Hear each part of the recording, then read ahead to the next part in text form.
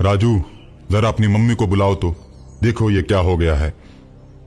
राजू की माँ जब मरी हुई बिल्ली को देखती है तो कहती है, कढ़ाई को उठाकर ले चलते हैं और नदी में फेंक देते हैं।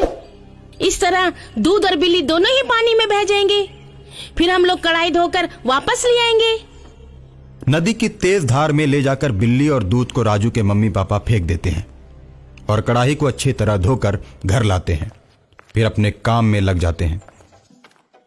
पानी से संपर्क होते ही बिल्ली पानी वाला भूत बन जाती है और पानी के ऊपर ऊपर ही चलने लगती है। बिल्ली को पानी के ऊपर चलता हुआ देखकर लोग आश्चर्य में पड़ जाते हैं और सोचते हैं,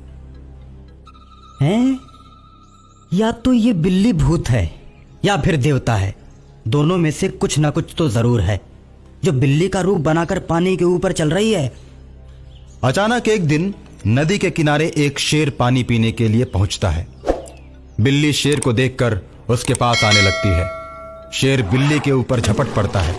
बिल्ली पानी के ऊपर ऊपर ही भागने लगती है और शेर तैरकर उसका पीछा करने लगता है। बिल्ली उछलकर शेर के ऊपर बैठ जाती है और अपने पंजे उसकी आंखों में मारकर उसकी आंखें निकाल देती है। शेर अंधा हो जाता है।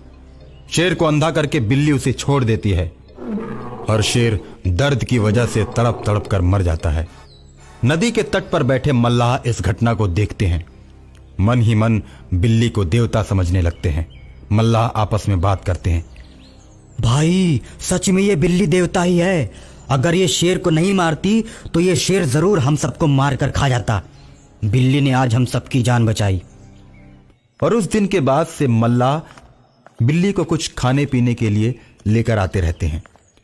बिल्ली मल्लाहों के द्वारा दिए हुए भोजन को खाकर, दूध को पीकर पानी के ऊपर खेलती रहती है। एक दिन शाम को घूमते घूमते राजू के मम्मी पापा उस नदी के किनारे पहुंचते हैं। उन लोगों को देखते ही बिल्ली उनके पास आ जाती है और उनसे बोलती है, मैं खुद ही तुम्हारी कढ़ाई में छलांग लगाई थी और मर गई थी। इसमें तुम्हारी कोई गलती नहीं है। अगर गलती होती तो मैं तुम्हें मार चुकी होती। लेकिन तुम मेरी बात मानो। तुम मेरी आत्मा की मुक्ति के लिए जो भी विधि विधान हो उसे पूरा करो ताकि मेरी आत्मा मुक्त हो जाए। विधि विधान में जो भी पैसे लगेंगे उसकी चिंता मत करना। मैं तुम्हें किसी न किसी रूप में दे दूंगी। राजू सोच में पड़ जाता है क्योंकि वो जानता है कि बिल्ली के बराबर सोना दान करना पड़ेगा। इतना सोना कहां से आएगा? और साथ ही पंडित और उसके सामान के खर्चे वो अलग से। राजू सोच ही रहा होता है कि तभी बिल्ली बोलती है, विधि विधान के सारे खर्चे मैंने तुम्हारे घर में पहुंचा दिए हैं। राजू, अब तुम पूजा की तैयारी करो ताकि मेरी आत्मा को मुक्ति मिल जाए। राजू अपने मम्मी पापा के साथ घर जाता है और घर जाकर देखता है झोले में भर के सोना, पूजा और खाने का सारा सामान घर में पड़ा होता है।